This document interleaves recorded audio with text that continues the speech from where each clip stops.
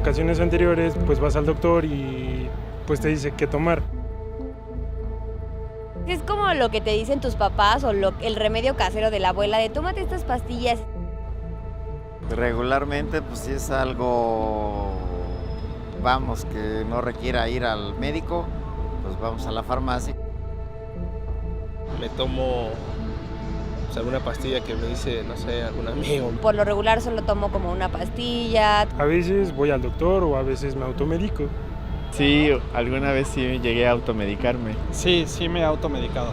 Sí me he automedicado. Sí me he automedicado.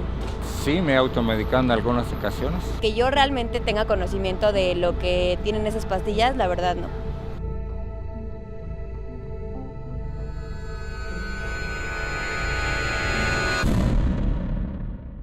Los antibióticos siempre han sido nuestra herramienta que desde la década de los 40 en el siglo pasado llegamos a emplear para atacar este tipo de gérmenes. Sin embargo, las bacterias, así como nosotros, hemos aprendido a defendernos unos de otros. Y las bacterias, mientras más la expones a un antibiótico, la bacteria va generando su propia reacción y respuesta de defensa.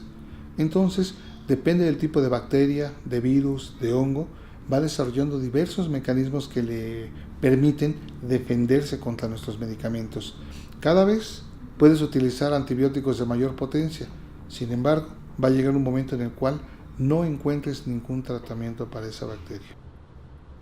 Cuando empieza la era de los antibióticos, con el uso primero de la penicilina en 1940, pues esto involucra que se liberan al medio ambiente toneladas de antibióticos. De hecho, hoy en día se calcula que se producen 100,000 toneladas anuales de antibióticos. Y esto pues creó la presión selectiva para que esas muy poquitas bacterias que eran resistentes se convirtieran ahora en la mayoría de las bacterias, y ese es el problema que enfrentamos, que de una u otra forma una bacteria que nos causa infecciones hoy en día es casi inevitablemente resistente a 1 o 2 antibióticos, y desafortunadamente es probable que sea resistente a 4, 5 o más antibióticos. El grave problema es el abuso de los antibióticos. Si no hubiera esta presión selectiva, las bacterias resistentes no tendrían ninguna ventaja adaptativa, pero si hay antibióticos en todos lados, pues esto es lo que ha ido seleccionando a las bacterias resistentes. Entonces, el médico que prescribe mal antibióticos, el paciente que no sigue sus tratamientos, no los completa adecuadamente y que más adelante incluso se autoprescribe antimicrobianos sin necesidad, pues son el lado que nosotros como ciudadanos estamos en contacto directo y podemos nosotros de alguna manera modular. Tendemos mucho a la automedicación, tendemos mucho a darnos nosotros mismos el medicamento pensando que nos va a ayudar, y esto genera que la bacteria vaya aprendiendo a defenderse. Si a una infección simple le administras un antibiótico de altísima potencia, vas a erradicar en un determinado momento la infección. Sin embargo, la bacteria tiene la capacidad de dejar como pequeños mensajes. Esos mensajes se llaman plásmidos, y esos plásmidos se quedan en el organismo. Cuando llega una bacteria nueva, el chismoso del plásmido le pasa esa información a la bacteria nueva, y esa bacteria desarrolla mecanismos de defensa con nuestros antibióticos. Es por ello que la automedicación o la evaluación inadecuada de un proceso infeccioso, que manejes un antibiótico que no es la dosis, que no sea el tiempo adecuado, que no sea el mismo medicamento el indicado, genera que las bacterias aprendan a defenderse. El grave problema en el hospital es que un paciente llega, digamos, porque tiene apendicitis, tiene que tener una cirugía o algún proceso invasivo, está además enfermo con algo que probablemente debilite su sistema inmune, y eso lo hace el medio de cultivo ideal para que alguna de las bacterias que llamamos bacterias nosocomiales o intrahospitalarias lo infecte. El grave problema con estas bacterias es que, estando en un ambiente en el que prácticamente todos los pacientes en el hospital están recibiendo antibióticos, pues prácticamente todas las bacterias del hospital son resistentes a muchos antibióticos. La resistencia, y lo que ahora ya se llama panresistencia, o sea, resistencia a todos los antibióticos disponibles, es algo muy común en los hospitales hoy en día. Entonces, si un paciente sufre cualquier tipo de enfermedad que lo lleve al hospital, o incluso un trauma por un accidente de tránsito requiere cirugía, si esa herida quirúrgica se infecta con una bacteria dentro del hospital, lo más probable es que la bacteria sea multiresistente y esto va a complicar terriblemente el tratamiento. La mortalidad por infecciones nosocomiales es muy alta. Estamos hablando de decenas de miles de personas que se mueren al año en México por este problema. Y a nivel global se calcula que la multiresistencia le cuesta en el orden de 700,000 vidas al año. Entonces no es un problema menor, sí es un problema que está costando muchas vidas y mucho sufrimiento humano cotidianamente. Yo tuve un aborto que no estaba ni enterada que estaba embarazada, me caí, luego me puse a lavar y bueno, la cosa es que cuando ya estoy sangrando así demasiado, me llevan a esta clínica, ya en la clínica pues me hacen el legrado, posteriormente me dieron te dan tus antibióticos, tus tratamiento, pero yo continúo con fiebres y escalofríos, entonces me manda ya a hacer estudios y resulta que sale con salmonela. Entonces ya de ahí tardé un tiempecito en recuperarme y pues yo creo que probablemente fue aquí en la clínica que se adquirió esa infección, ¿no? La infección nosocomial se define como una infección adquirida dentro del hospital y es una infección que por lo general se manifiesta a partir del segundo día que la persona está hospitalizada. Para que sea nosocomial no es que venga de visita la persona 10 minutos, 20 minutos de una consulta y se vaya, sino que permanezca hospitalizado.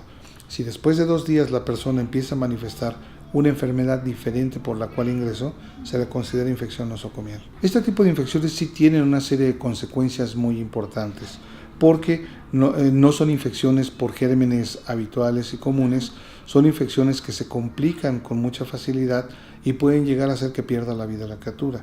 Esto también repercute en lo económico, porque de un papá que viene a una atención normal para su criatura, redunda en un problema mayor cuando su criatura se tiene que quedar hospitalizado, cuando se complica esa enfermedad y la criatura incluso puede llegar a fallecer.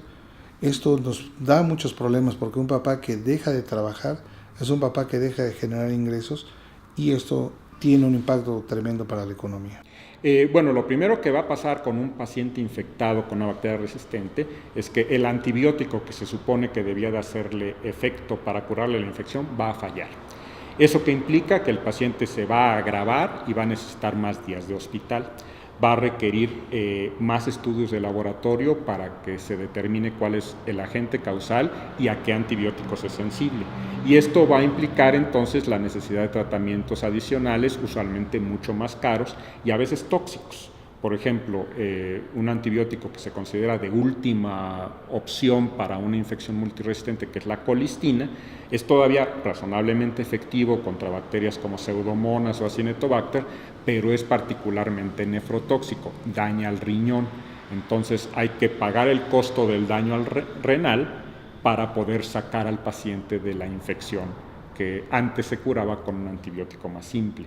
Entonces, pues esto implica mayor tiempo de hospital, mayor daño físico por la infección y por cualquier otra enfermedad, mayor riesgo de muerte y en términos ya no digamos clínicos, sino en términos económicos, una enorme cantidad de dinero que se tiene que gastar para poder hacer frente a una infección que hace unos años se curaba con un antibiótico barato en el lapso de una semana.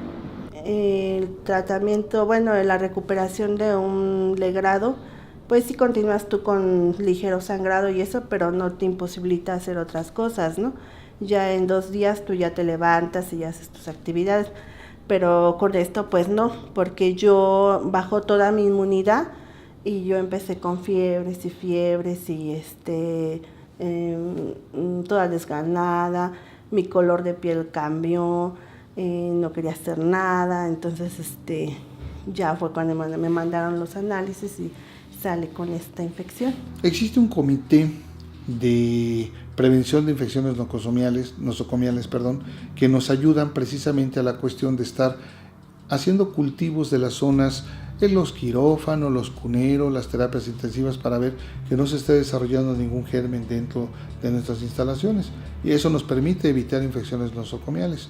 Y a nivel de consultorio, la cuestión de establecer, el tomar cursos de actualización, el conocer específicamente cuáles son nuestras limitaciones para lo que viene siendo el manejo de las infecciones, y saber cuando una infección es producida por un virus, no se maneja antibiótico. Cuando es un proceso provocado por hongos, por bacterias, por virus, establecer una terapéutica específica y no abusar con los antibióticos. Lo hemos tratado de abordar desde muy diferentes puntos de vista. El primero pues fue tratar con agentes químicos de disminuir la resistencia. Entonces pues hay algunos grupos, no muchos, que estamos trabajando en esto, de modo tal que algo que se añada al tratamiento con antibióticos pueda devolver la eficacia del antibiótico cuando se enfrenta a una bacteria resistente. Hay que saber de qué tamaño es el problema, hay poca información en México, entonces nos hemos preocupado por hacer, llamémosle, censos de resistencia entre las bacterias que causan infecciones clínicas en nuestro país. Hemos trabajado en el desarrollo de antibióticos nuevos desde su origen, o antibióticos que se han lanzado ya al mercado exitosamente, y pues parte también es esta campaña de divulgación permanente.